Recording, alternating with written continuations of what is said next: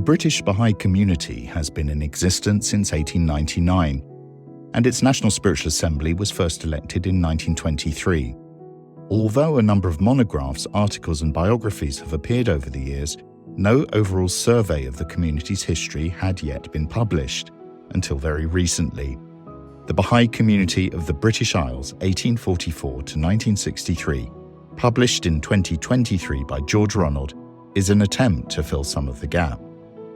The project was conceived by the late Adam Thorne, who spent more than 2 decades collecting material on the history of the Bahá'í community of the British Isles.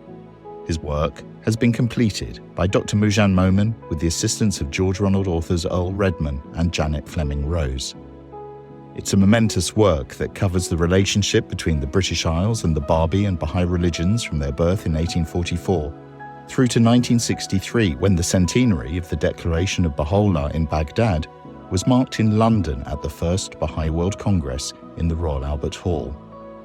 In the years in between, the book tells the fascinating and little-known story of the lives of many of the Bahá'í faith's early British followers, how they came to hear of the religion, their efforts to spread it to others, the struggles they faced, the goals they strove to achieve, their efforts in Africa and around the world to share their religion with others, their steadfastness and their victories. I'm Rob Weinberg, and I'm joined by Dr Moojan Momen to find out more about this magnificent piece of scholarly research and a labour of love. Welcome to Great Reads, the George Ronald Podcast.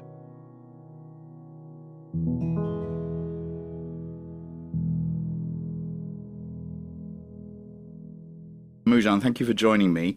How did this monumental project come about? Adam Thorne had been collecting materials for the Bahá'í history of the British Isles for many years, and he then began to write it, and he sent me 1 or 2 chapters, and I made comments on it, and he altered the chapters and sent me a second draft and so on. But just about the same time as he started writing, he was diagnosed with cancer, and at one stage, after a few months, he said, I'm going to have to give this up because I just can't do the work. Actually, it was at that point that I said, I'll help you, and I edited some chapters for him and so on. But unfortunately, he passed away when he'd only completed 3 chapters. He hadn't actually had a chance to revise one of them, but the other 2 he'd also revised in the light of comments. And we had also planned together that we would try and get this out by the centenary of the formation of the first National Spiritual Assembly in the British Isles, which would be in 2023. So when he passed away, he'd only got through 3 chapters, and I had written about 3 chapters, and I was in the process of doing the 4th chapter.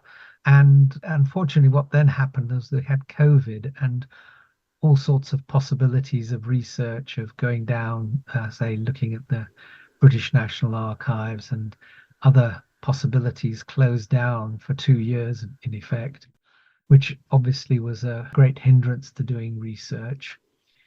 And as 2023 got closer, I realized that it wasn't going to be possible to meet this deadline. I kept finding new material for those first 4 chapters and going back and reincorporating that, and I hadn't made any progress on the remaining chapters that Adam hadn't written.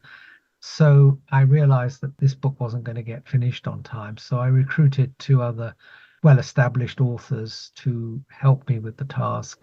One was Janet Fleming Rose, who had already written a book on Louise Gregory, and I knew that she had great familiarity with the early period of Shoghi Effendi's ministry, so I asked her to do that chapter for this book.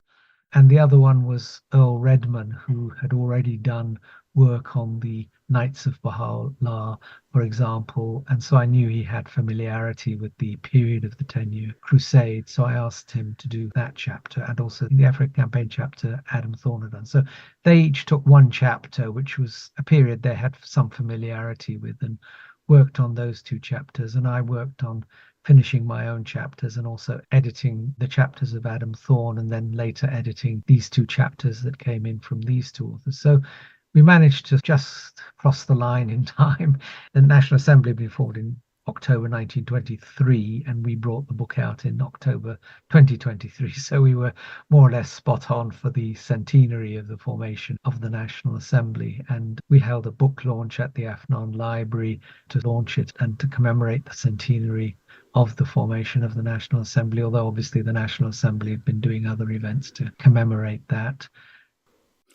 One of the things I noticed about the book, and perhaps the advantages of living in this age of online research, is that you managed to access a lot of records through ancestry.com and perhaps other sites where it became possible to actually find out a lot more about some of the early British believers, where they lived, when they were born, who their families were, and so on. Was that eye-opening for you in a way to be able to access all of this information that is so now readily available? Yes, I had not really done any research on ancestry.com, but it happened that because it was COVID, our local library, they'd always had access to ancestry.com if you went to the library, but they actually made it accessible at home. So for more than 2 years, I was able to access the ancestry.com archives from home. And it was really very interesting. I'd not really used it before, and I was amazed at how much information you could get on that site, but also other sites. The French censuses are also available online. They're much more difficult to work with because they're done on a department by department basis. So you have to know where the person was living before you can look up their records. And that was actually quite important because several of the British Baha'i spent time in France, and several of the very important British Baha'i spent some of their life, at any rate, in France. So it was quite important in following up their biographies to have access to that. And of course, Ancestry.com also gave you access to information for the United States as well as Britain, and also to some extent other countries. So using all this information, you were able to build a fairly good timeline for people. It doesn't give you a lot of information about what they were doing and what they were thinking and saying and so on, but it does give you a timeline, and you can use hints in the records that are online, the census records in particular. You can get hints about how wealthy the individual was by how many servants, for example, they had. And you could work out, in one case, for example, with Mary Scaramucci, I worked out that their wealth had declined because they'd gone down from 11 servants to 5. So these sorts of hints were available if you looked for them. And the other thing was that once you had this information, where they were born and so on, you could then go to other sources like newspapers, for example. The British Library has been putting British newspapers online for some time now. You get access to them through Find My Past. Because of COVID, I was able to access them online from home through our local library. And so once you knew where they lived, and you could then look for evidences of the family.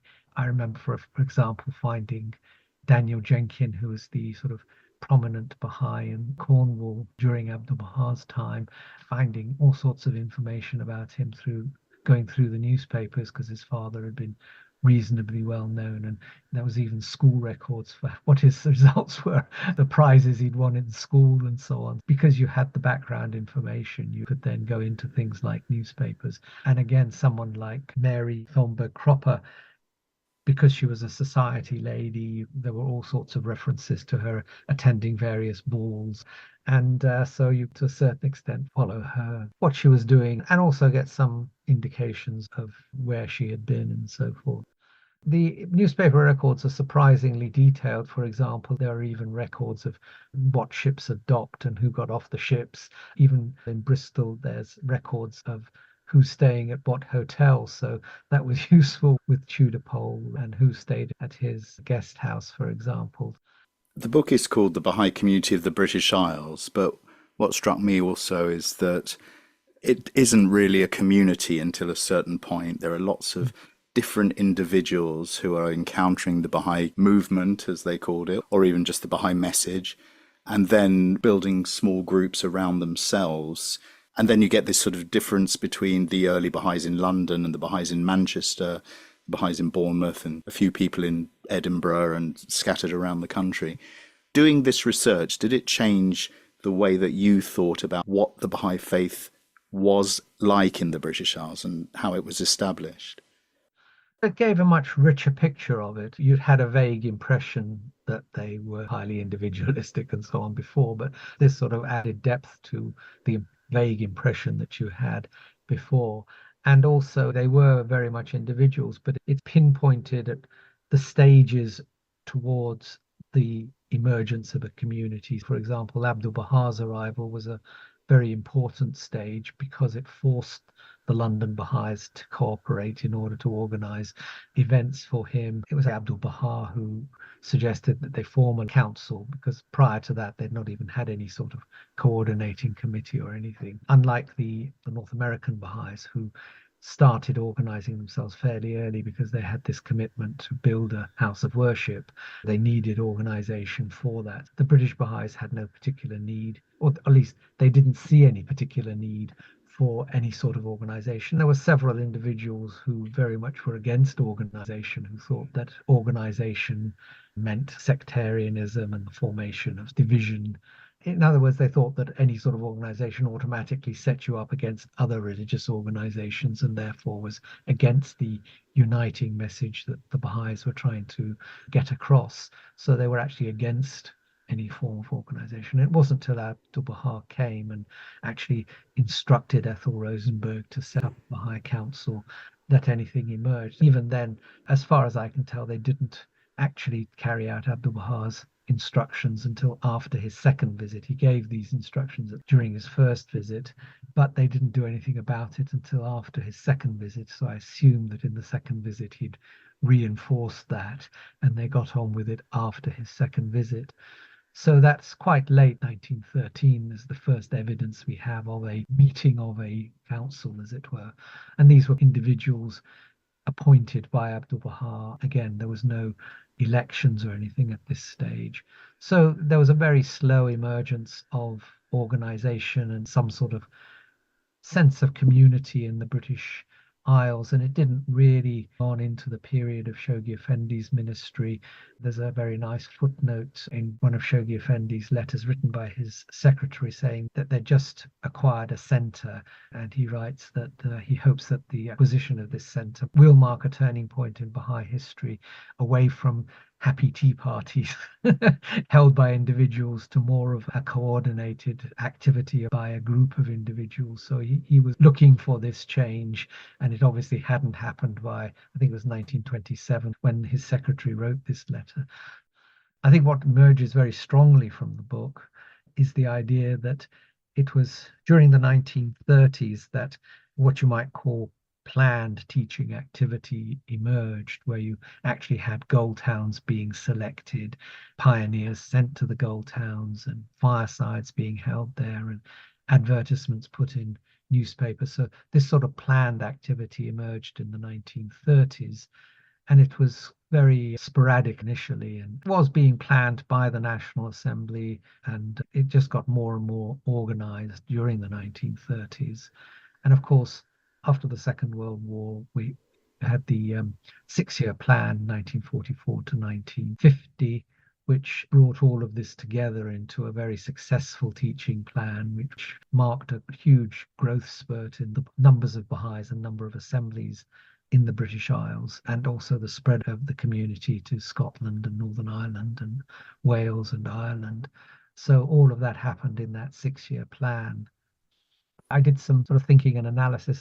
Adam Thorne had also done some thinking and analysis about what it was about the 6-year plan that marked it as different from the 1930s, because all of these things had been going on in the 1930s. It's not that they weren't picking gold towns, not sending out pioneers, not sending out travel teachers. They were doing all of these things in the 1930s, and yet the number of Baha'is was almost flat through the early 1940s. And the number of assemblies was completely flat. There were no more Baha'is in 1944 than there had been in 1923, when the voting list for the first National Assembly was, I think, 118, and the voting list for the 1944 National Assembly was about 125 or something. So completely zero growth virtually all that period. And the number of assemblies went up from 3 to 4, but it stayed at 4. And yet in this 6-year plan, all of a sudden there was this huge burst. There was a tripling of the number of Baha'is, quadrupling of the number of assemblies. And building on what Adam had already written, it came to me that the change that had occurred was not so much what you might call the mechanics of organization, the efficiency of the teaching campaigns that were carried out, but rather a change in the attitude towards Shoghi Effendi, that rather than just obeying the instructions that came from Shoghi Effendi as they had been doing in the 1930s and early 40s, they were actually turning to Shoghi Effendi for his guidance. And this turning to Shoghi Effendi and asking his advice and acting on his advice was what marked out the 6-year plan from the 1930s, and also a sort of a growth of a love for Shoghi Effendi, that previously they'd obeyed him as the head of the faith.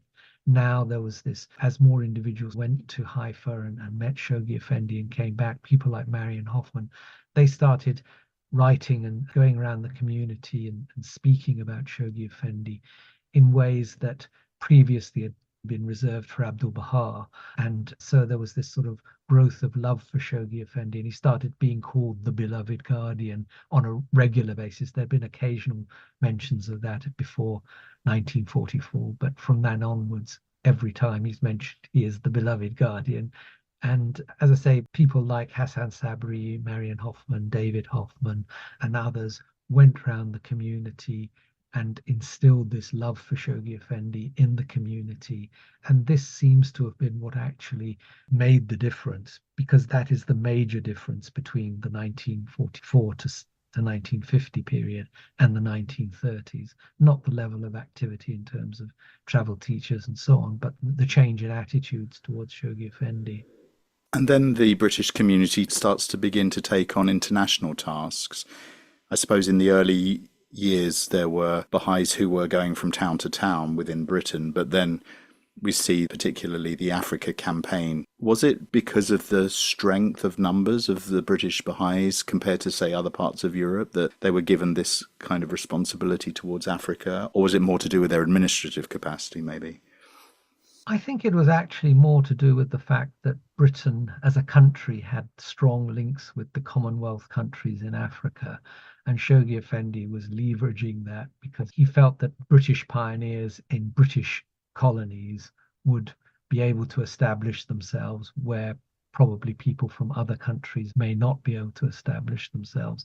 They actually sent the pioneers that went to West Africa. The British pioneers went to East Africa and Southern Africa, but the American Baha'is went to West Africa. So it's not that America played no role. They were partners of the British community in the Africa campaign, but Shoghi Effendi chose the British community to lead the Africa campaign, I think because of these colonial links that existed, which made it easier for the British Bahá'í community. But Shoghi Effendi had already announced to the British community that's what they would be doing next year. So they already knew that they would have this Africa campaign. And during that year, the British National Assembly formed an Africa committee, and they actually sent people to the colonial office to speak to the colonial administrators and get them on side, as it were. And that proved very important because the local colonial administrators on the ground in Uganda and Kenya and so on were quite antagonistic. But because the British NSA had formed very good links with the colonial office in London, to a certain extent, the colonial office was able to override the opposition of the local colonial administrators. And I don't know how crucial that was, but it certainly played a role in easing the path of the Baha'is in places like Uganda and Kenya, later going down into Rhodesia and other places. It's very interesting that when you look at the early years of the British Baha'i community, as we've said, there were these individuals, but they were very connected with other movements and other causes. So there were many Baha'is who were maybe theosophists or spiritualists or active in Esperanto, active in vegetarianism, the suffragette movement, all of these different social causes. One of the things that I found extraordinary in your book was the fact that Ramsay MacDonald, the future Prime Minister, met Abdul Baha And there were references to Abdul Baha in early socialist manifestos and Labour Party documents. So it seems that the Baha'i movement, as it might have been called, was much more well known, much more connected, much more part of the consciousness of decision makers and movers and shakers in British society. And then that seems to diminish at the point where the community itself began to develop its own identity. And is that a pattern that you would agree with? I mean, you're quite right in your statements about the early Baha'i community. Even before the coming of Abdul Baha, the Baha'is were extremely well connected to a large range of different movements, both sort of religious movements, things like Theosophy and so on, and also with social movements, the suffragettes, people concerned about the poor in society, peace movements. All of these things the Baha'is had links with. And really what was remarkable, it was the fact that there were so few Baha'is, and yet they were connected with such a wide range of all these different movements. Today, you might think that psychic movements wouldn't be very interested in the Baha'i faith, and people in the Labour Party, the Baha'is would be reticent about approaching people in the Labour Party because of political concerns and so on. But at that time, there were no such constraints. The Baha'is just met with and talked about the faith to whoever they liked. The Baha'i faith was sufficiently broad and vaguely conceptualized by the British Baha'is that they could even talk to people who were interested in psychic phenomena, theosophists, and all sorts of people quite easily, and find points that they could communicate with each other in common about various aspects of the Baha'i teachings that they could find relevance for with these movements. So the Baha'i faith at that time had a huge amount of relevance for a very broad range of religious and social psychic movements. What happened then was the First World War, which in a sense closed a lot of this down. It wasn't so much a change in the Baha'i community as the change in the British psyche, if you like, of the whole population, because the First World War swept aside all of these things like the peace movement and brought about a sort of ultra-nationalist, somewhat xenophobic attitude, which was the very opposite of what the Baha'is were teaching. That, to a certain extent, closed down areas for the Baha'is. Immediately after the First World War, women got the vote. So again, there wasn't the great campaign, and British people in general, the population, thought that's over, we don't have to think about that anymore. As far as the general population was concerned, that's it, we're finished with that topic, we can move on. Areas where the Baha'is had been active just closed down as a result of both the war and what happened immediately after the war. And unfortunately, there wasn't the ability among the Baha'is to think, what is the next stage? For example, with the women's movement, people assumed that because they got the vote, that was it, job done, we don't need to think about that anymore. What are the actual barriers that still remain, and how do we address those, and how do we strive for greater social equality for women? This didn't seem to emerge, certainly among the Baha'is, and not even really as far as, although I don't have extensive reading, in my reading of what was going on outside the Baha'i community either. So there wasn't the building of a platform of the Baha'is with the women's movement, for example, to take things on to the next stage, which is what should have happened, but it didn't. So these two factors, the war shutting down a lot of the flow that had occurred between the Baha'is and these various organizations, and then the failure to really move on beyond the initial thinking, to develop the thinking further, was, I think, what happened. And of course, the Baha'is themselves, whereas previously they had focused their energy on going out and joining these societies and talking with people in these societies, in the 1920s, they were much more focused on building up the administration. And there's only a certain amount of energy in any community, and if you're spending a lot of energy in building up the administration in the community, then you're not spending as much energy on interaction with other like-minded societies. So we have this wonderful volume now, which has been very lovingly put together, first by Adam Thorne and then yourself with the help of Janet Fleming Rose and Earl Redman.